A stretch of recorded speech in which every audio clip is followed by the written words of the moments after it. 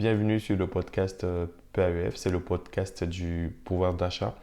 Donc comme vous l'avez constaté, on vient de sortir de 2 mois de confinement et on n'a qu'une envie, c'est de pouvoir profiter du temps libre en fait. C'est aller en vacances, profiter des sorties et des loisirs tout en respectant ce qu'on appelle la distanciation sociale et les mesures sanitaires. Mais cette sortie de confinement a laissé des traces chez beaucoup d'entre nous, à savoir il y a eu une perte de revenus, ce qui a occasionné une perte de pouvoir d'achat.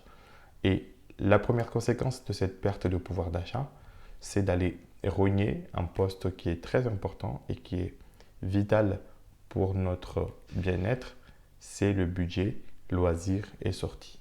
Ce budget a subi un coup très fort. Donc aujourd'hui, je suis ravi de vous accueillir sur le podcast PAEF. Comme je le disais tout à l'heure, c'est le podcast du pouvoir d'achat et je suis Nidouard Daoud, je suis conseiller en pouvoir d'achat.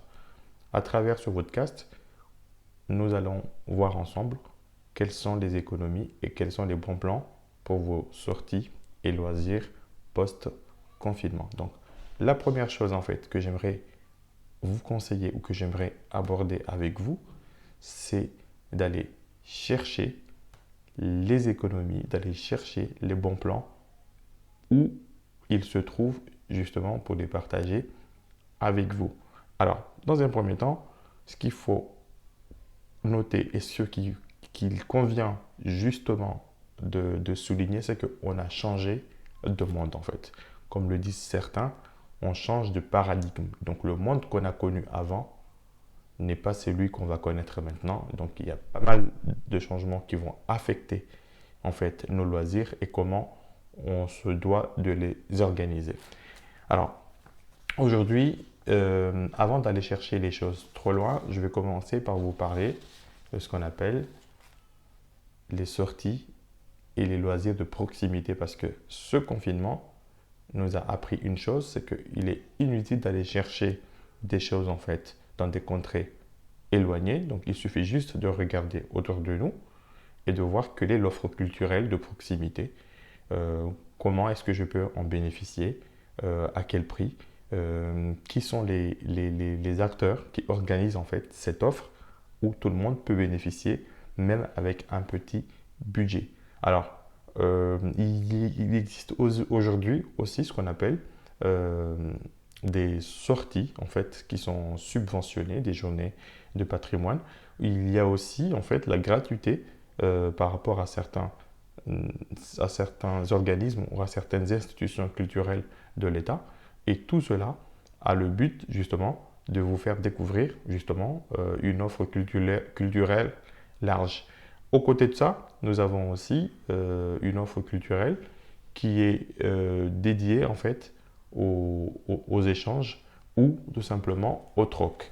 Alors, tout simplement, vous habitez tous en fait dans une ville et cette ville en fait est organisée où il y a en fait une institution qu'on appelle la commune, la mairie. Alors, dans chaque commune de France ou dans chaque mairie de France, il y a ce qu'on appelle des institutions comme les médiathèques, ludothèques. Les médiathèques, ludothèques, pour certaines familles, c'est gratuit l'inscription. Pour d'autres, on demande une contribution symbolique pour accéder à une offre culturelle large. Ça peut être accès à la médiathèque et à la ludothèque où vous avez des DVD, vous avez des CD, vous avez des livres, vous avez des spectacles, vous avez des expositions. Et ces expositions sont souvent en fait gratuites et permettent tout simplement aux familles d'en profiter.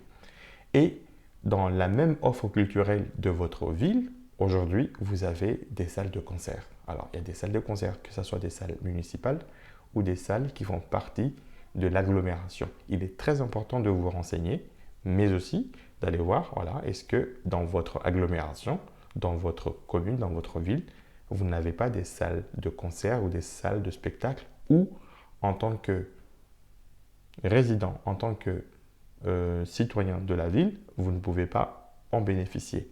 Mais si, par exemple, en fait, vous n'avez pas ce salle-là, sachez que dans votre ville, ou dans votre commune, vous avez aussi des associations donc, qui œuvrent pour l'accès à l'offre culturelle ou l'accès aux loisirs. Ce sont des associations de loi 1901, moyennant une cotisation ou moyennant pratiquement 3 fois rien du tout, vous avez accès à des voyages, à des sorties organisées pour les enfants. Donc, il suffit juste de taper à leur porte, il suffit juste de vous rapprocher d'eux pour prendre connaissance en fait de cette offre de sortie et de loisirs qui est quasiment à la portée de tous puisque ces associations derrière se font parrainer et se font subventionner, que ce soit par la commune, que ce soit par l'État ou la région.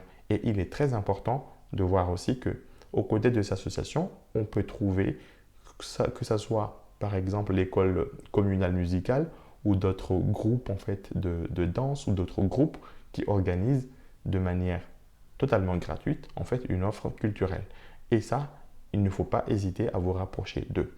Alors là, j'ai parlé de manière globale en fait pour l'offre qui s'adresse en fait aux familles, mais sachez que si vous êtes salarié et que vous êtes salarié dans une petite, moyenne ou grande entreprise, vous avez ce qu'on appelle le comité d'entreprise. Ce comité d'entreprise est une petite institution dans votre entreprise qui propose une offre de loisirs à prix négocié. Donc, comme ils achètent à des prix de gros, et comme ils négocient avec d'autres institutions, vous avez soit des billets des séjours, vous avez soit des billets, des tickets de cinéma, des tickets de théâtre, des sorties qui sont négociés et qui sont proposés à des tarifs réduits. Il suffit de vous rapprocher d'eux et souvent ils tiennent compte de votre situation familiale, ce qu'on appelle de votre quotient familial. Si vous êtes une famille nombreuse, vous avez droit à une certaine réduction qui peut aller jusqu'à 50%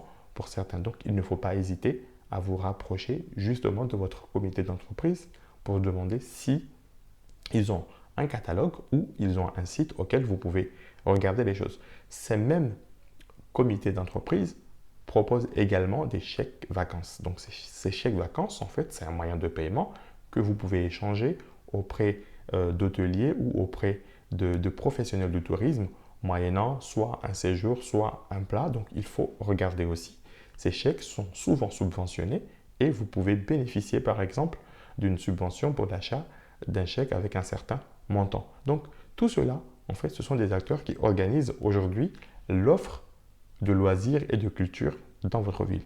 Donc, pour ceux qui bénéficient aujourd'hui de ce qu'on appelle des allocations familiales, sachez que la caisse des allocations familiales propose soit des chèques vacances, propose soit des séjours, propose soit une subvention pour permettre aux familles les plus démunies de pouvoir aller en vacances. Et il faut aussi effectuer la démarche d'aller dans votre caisse d'allocataire pour demander si vous êtes éligible ou si vous pouvez bénéficier de cette offre de vacances.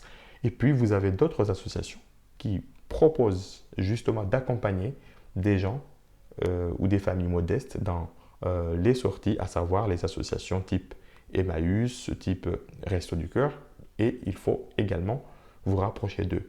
Donc, ces associations, comme elles se font subventionner souvent par la commune, souvent par l'État, alors il faut savoir que l'État, que ce soit le ministère de la Culture, que ce soit votre région, pour ceux qui habitent par exemple en Île-de-France, vous avez la région Île-de-France, ou les communes, vous avez ce qu'on appelle des passes culturels pour les jeunes. Donc ces passes culturels vous donnent droit soit à un montant, soit à des offres culturelles de manière réduite. Donc encore une fois, il n'y a pas de magie, il suffit d'aller visiter les sites internet de votre région, voir s'il y a un pass, il y a ce qu'on appelle un passeport culturel en fait qui est mis en place. Donc aux côtés de ça, donc, vous avez souvent dans votre ville ou dans votre région donc des festivals, vous avez des spectacles en fait qui sont organisés et qui sont pris en charge par des sponsors, que ce soit la ville ou des entreprises, où vous pouvez bénéficier de cette sortie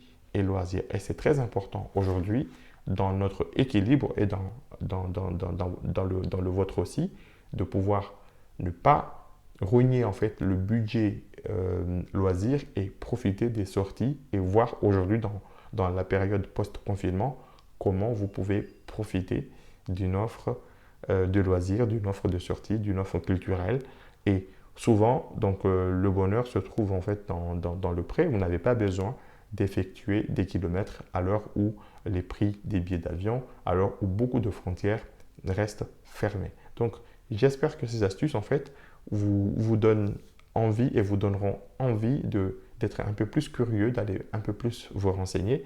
Et si vous souhaitez aussi avoir ou connaître d'autres astuces, je vous invite à vous abonner en fait sur la page Facebook ou tout simplement à écouter le podcast sur Deezer, sur Spotify ou à vous abonner sur la chaîne vidéo.